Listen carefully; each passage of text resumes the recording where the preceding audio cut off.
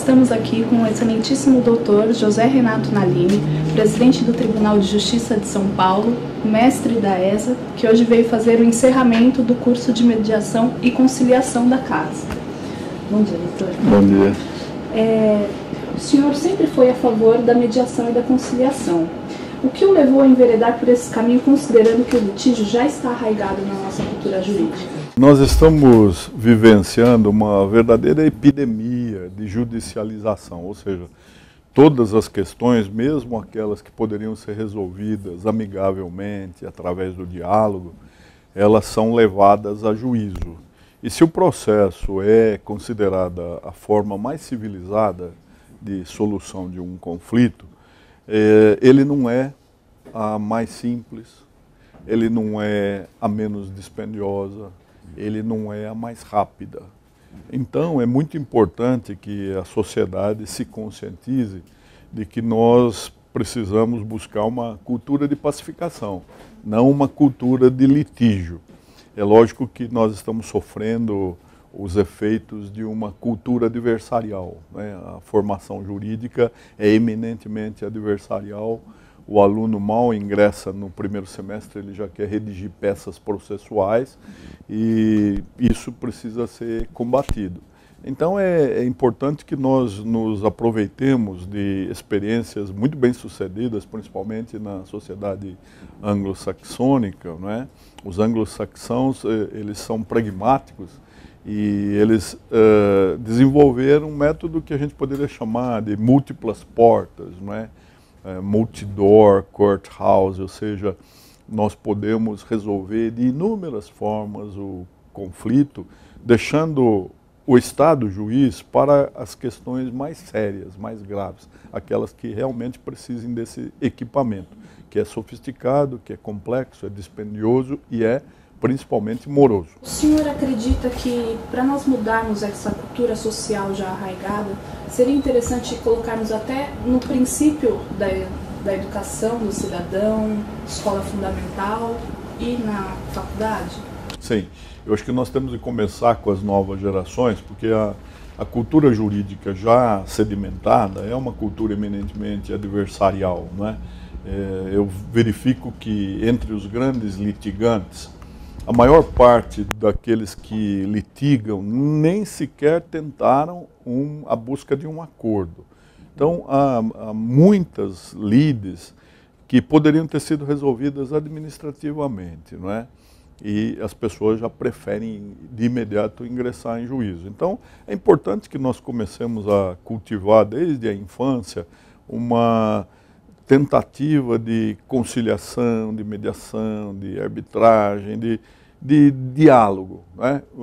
Fazendo com que, mesmo os pequenos entreveros entre as crianças, e as crianças também brigam nas escolas, no jogo de futebol, né? Nas brincadeiras, nos shows, então que nós tivéssemos essa tendência a mostrar primeiro a pacificação.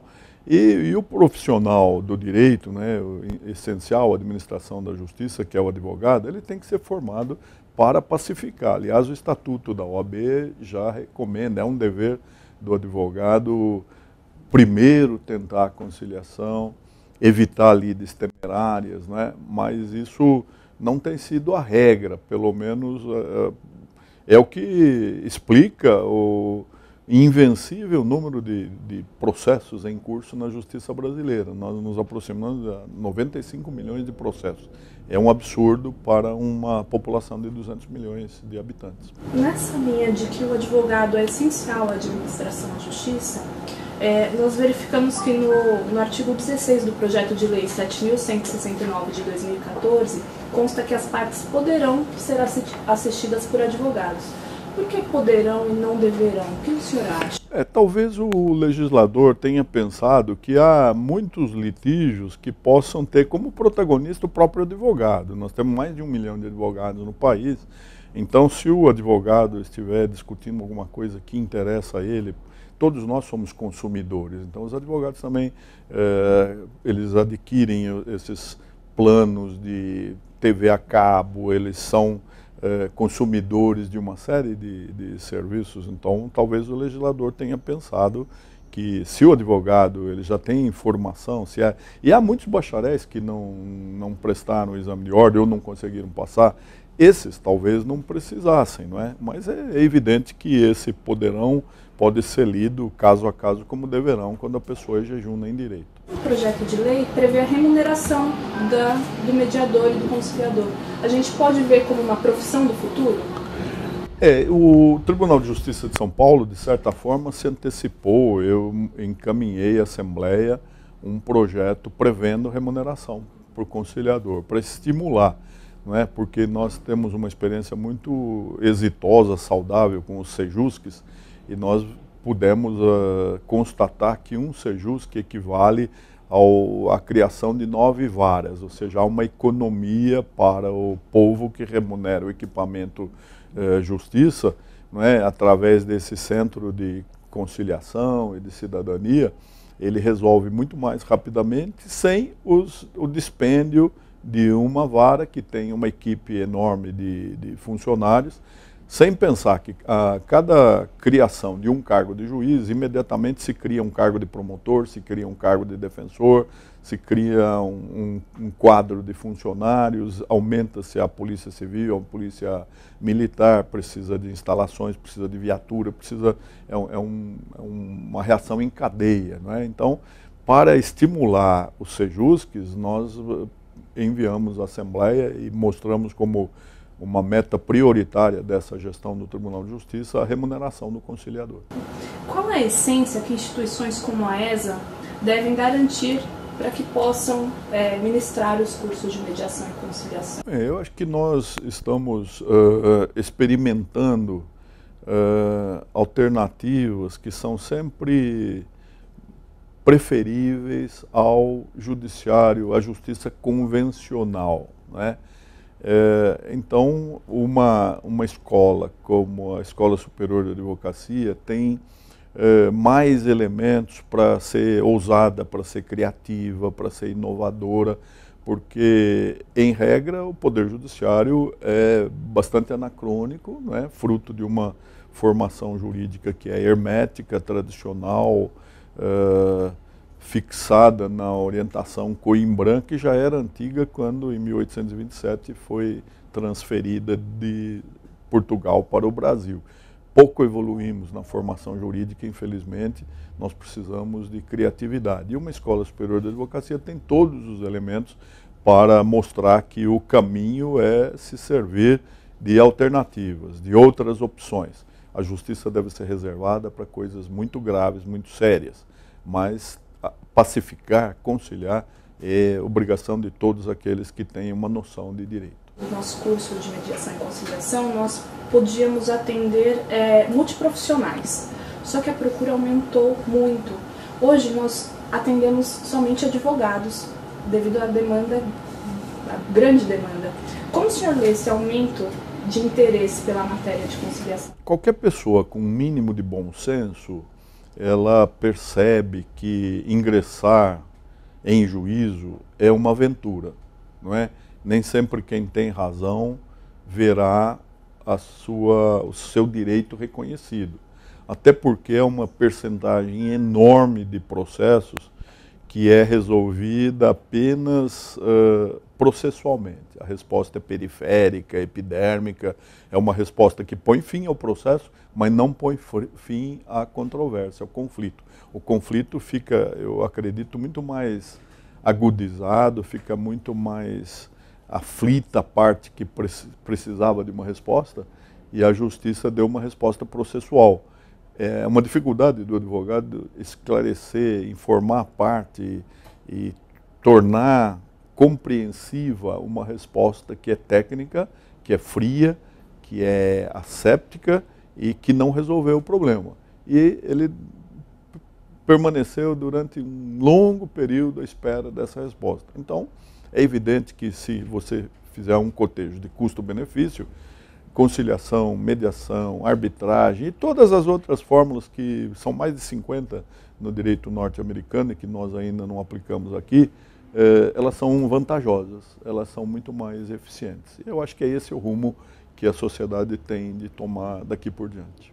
Nas avaliações pós-curso, nós percebemos que os alunos saem muito mais sensíveis às questões sociais. O senhor acha que isso pode ser o início de uma transformação e uma busca pela cultura da paz? Eu acho que esse resultado é muito mais importante do que aliviar a carga de trabalho do Poder Judiciário. Nós, quando defendemos conciliação, as pessoas podem acreditar que o juiz esteja falando para se livrar de processo. Não é isso o principal, até porque o judiciário tem uma grande expertise em crescer até o infinito. Nós não temos dificuldade em criar cargos, em criar mais tribunais, em aumentar o número de integrantes do Poder Judiciário. É a sociedade que deve pensar se esse é o remédio, se ela quer que haja um juiz em cada esquina, com todo o seu séquito, não é? Ou se ela deve se preparar para exercer uma cidadania que seja efetivamente protagonista do seu destino. Porque a parte no processo convencional, embora chamada sujeito processual, ela, na verdade, é destinatária da vontade do Estado juiz. Ela é objeto da decisão judicial. E ela não tem condição nenhuma de discutir a causa. A última vez que ela falou sobre o seu problema foi quando ela narrou ao advogado aquilo que a atormentava. A partir daí, ela é excluída, ainda que ela venha a ser ouvida em depoimento pessoal, ela responderá monossilabicamente as perguntas formuladas antecipadamente pelo juiz que já fixou os pontos controvertidos e que não quer saber mais do que aquelas poucas perguntas que ele faz, porque ele já se convenceu. A expertise do juiz, a experiência que ele tem, ele depois de ler uma petição inicial, depois de ler a contestação, ele já julgou. E ele vai conduzir a prova de forma a satisfazer a sua convicção. Não é? Então a parte, na verdade, ela não tem condição nenhuma de se manifestar, ela permanece como objeto e, portanto, se nós queremos uma democracia participativa, que é a promessa do Constituinte de 88, nós temos de formar uma pessoa madura, capaz, responsável, que tenha condições de conversar, assistida sim por advogado, mas que participe ativamente da discussão da sua causa. Porque a conciliação é muito mais ética do que a heteronomia de uma decisão judicial. Ou seja, a decisão judicial vai ser a vontade do Estado recaindo sobre o indivíduo. Quando na conciliação, na mediação e outras alternativas, outras opções, a parte vai ser realmente, vai ser sujeito, né, vai ser protagonista. E vai se preparar para ser um cidadão capaz de escolher, de eleger, de participar da gestão da coisa pública, que é o que está faltando para essa república.